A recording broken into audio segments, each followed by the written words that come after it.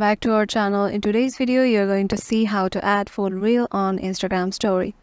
So let's get into it. Once you are logged in into your Instagram, head over to your story section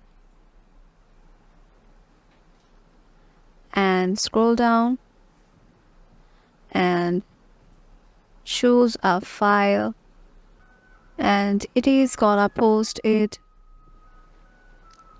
as a full reel on your Instagram story. And that's it.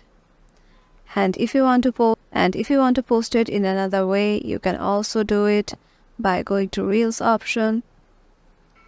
And suppose you want to add this reel to your story, then go to the paper plane option and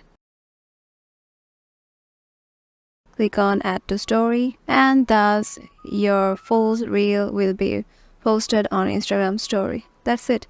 If this video helped you out, make sure to give it a thumbs up and subscribe to our channel, and we will see you in the next one.